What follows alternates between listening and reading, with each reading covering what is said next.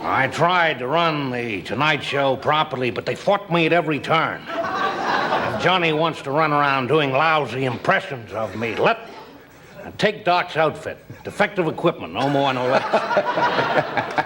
Rich Little spent 50 years proving the most unsettling thing you could do to a celebrity was sit down directly next to them and become them in front of their own face. These are Rich Little's funniest impressions ever, becoming John Wayne while sitting completely still. I can't carry a tune. Stan said to him again, but it's just 2 lines, and it'll be over before we can even talk it. I can't do it. It's an impossibility. Can't do it. So Stan thought for a minute. He said, well, Jack, could you do this? Could you just lip sync it or just pretend you're singing, and then in a couple of days I'll phone Rich Little, bring him down to the studio, and he will dub it for you. And Jack went.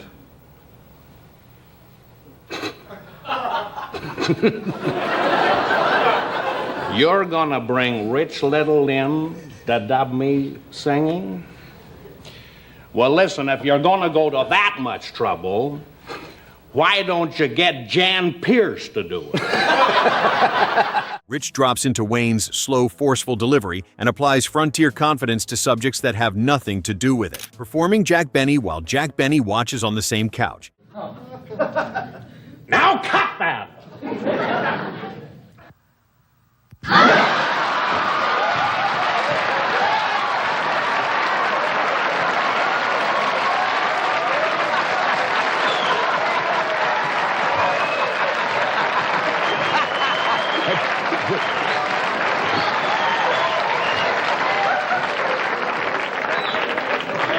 Well, if they can do it, I can do it. Tomorrow night, this show won't run 10 minutes. Jack Benny sits beside Carson watching Rich recreate his famous wounded dignity pause in real time, winning over Judy Garland with James Mason's voice. There's just no let up the live long night or day. James Mason. What did you do, James? Ever since the world began, there's nothing sadder than a one.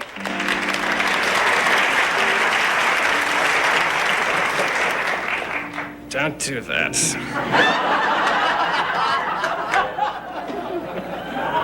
A one-man woman looking for the man that's got away. Don't worry, Judy, I'll find him. I'll bring him back.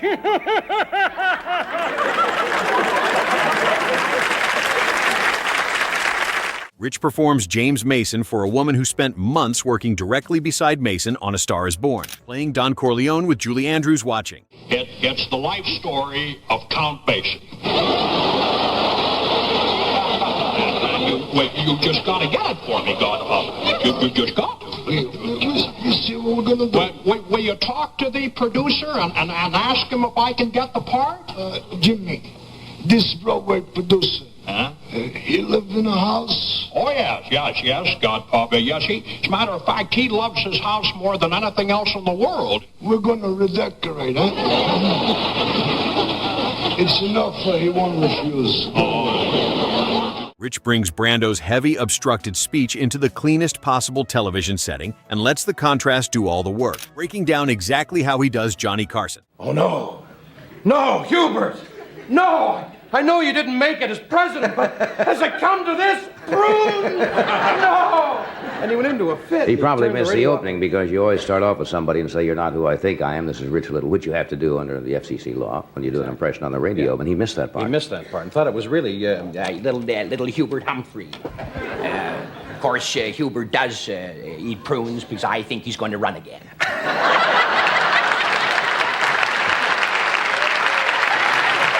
He exposes Johnny's private mannerisms to the one man who spent 30 years not realizing they were visible from the guest chair. Little's Ronald Reagan's saying things Reagan would never say in public. at all. What?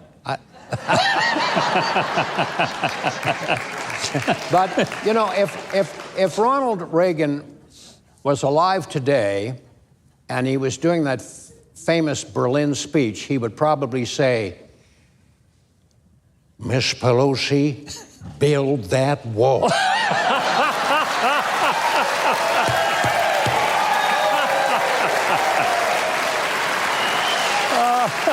And I remember Rich recreates Reagan with the relaxed smile and reassuring tone that became central to the president's public image, stretching certain words and tilting his head as though waiting for the audience to admire the thought he just delivered, switching between Eastwood, Bogart, and Burns.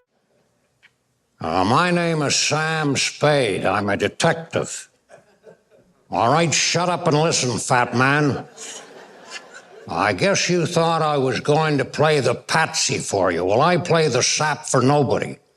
I do know this, Gutman. You had the weasel here call Mrs. McAdoo and told her to call Archer. So you see, fat man, there's only one person who could have killed my partner. That was me, because I'm the only one who understands this speech. Rich demonstrates three completely different forms of screen toughness without a costume change, beginning with Clint Eastwood through narrowed eyes and minimal movement, then shifting entirely for Humphrey Bogart's rough edge and suspicious detective attitude that made even routine questions sound like accusations. You know, before I was an actor, I was a plumber. And one day I was up in this lady's bathroom, and I said to her, "Do I hear 4 flushes or do I hear 5? To tell you the truth, in all the confusion, I can't seem to remember myself. But seeing this as the most powerful toilet bowl in the world, capable of blowing a man's butt off with 1 flush." George Burns requires a third complete adjustment, with Rich slowing down and adopting the veteran comedian's dry patience in a way that makes the character immediately recognizable, despite sharing nothing with the two men who occupied the same space seconds earlier. The Walter Cronkite voice. What people will sound like when they get older. Usually when people get older, the voices get a little higher pitched. Yeah. As people get older. Well, Walter Brennan, as he got older, his voice got higher.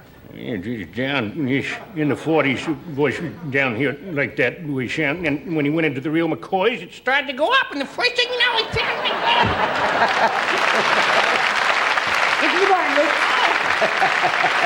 So, if this keeps up, I predict that by 1980, he'll sound like Wayne Newton. But now I've tried to picture what you will sound like at 80. Coming out here and doing your monologue, working only 45 minutes a week. Working 45 minutes a week? yeah, for $10 million. Rich straightens his posture and adopts Cronkite's careful seriousness when Johnny asks about recognizable public voices, reproducing the measured pacing and vocal pressure on key words that made the broadcaster's delivery immediately identifiable to anyone who had watched an evening news program in the preceding 2 decades.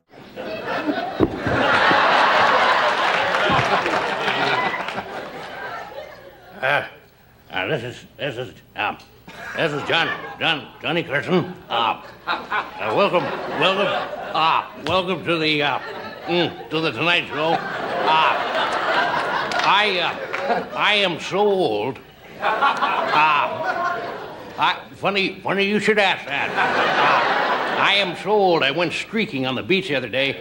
A dog grabbed me, thought I was an old bone, and buried me. The comic premise becomes clear when Rich applies that enormous journalistic authority to an ordinary late-night conversation, making casual remarks suddenly sound like historic developments being reported to the entire country. He avoids turning Cronkite into a generic announcer and preserves the warmth beneath the broadcaster's formal style, which is what separates the impression from a voice demonstration and makes it work as a portrait of a specific person, trading impressions competitively with Sammy Davis Jr.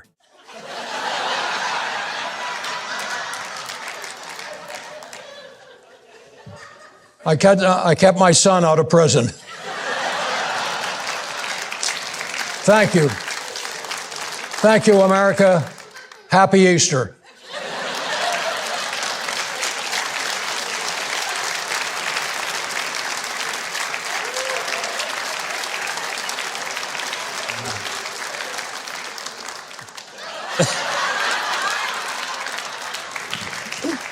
Sammy turns the appearance into a direct test by trading celebrity voices with Rich in front of the audience, listening closely and responding almost instantly in a way that makes the exchange feel genuinely competitive rather than a planned segment where both parties knew the outcome. Sammy brings a singer's control and theatrical movement to his voices, while Rich concentrates on speech patterns, pauses, and facial habits, and their different methods make each round sound noticeably distinct, rather than like two men attempting the same basic approach from different starting positions.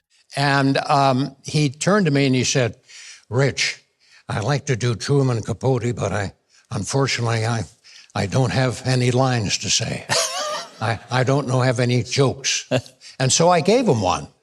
I said, I've got one you can use in my act. Oh, I wouldn't want to do that. I said, no, please. So he got a Secret Service man over, and he got a pen, and he wrote this joke down on the back of the Secret Service man. And Rich stays relaxed even when Sammy shifts the challenge without warning, and the competitive format revealed something about how each man constructed impressions, since Sammy's theatrical instincts produced characters that filled physical space, while Rich's analytical approach built each voice from the inside out through specific verbal habits and thought rhythms. Biden against Bogart and Reagan. Hello, I'm Johnny Cash. I'm a railroad man. It was the railroad that found this great country together in gleaming ribbons of steel. Now we're gonna sing a railroad song. Toot, toot. Pardon me, boy. Is that the Chattanooga choo-choo? Track 29. Oh, you could give me a shine. Better King. Well, I can afford to board the Chattanooga choo-choo. I got my fare, and just a trifle to spare.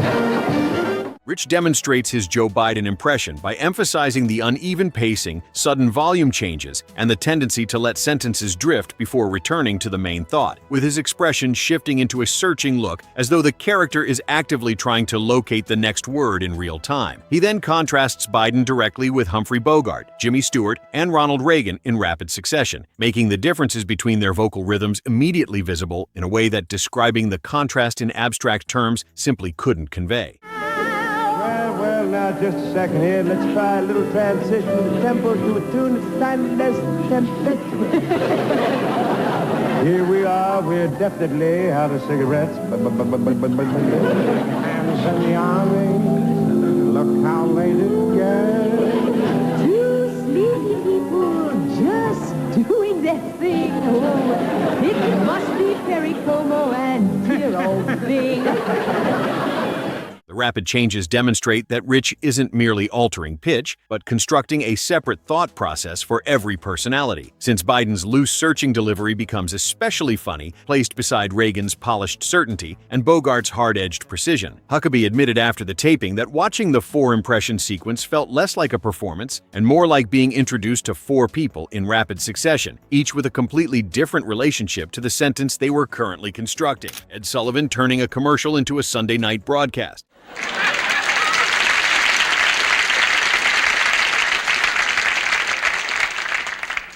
Lyndon Johnson doing a commercial.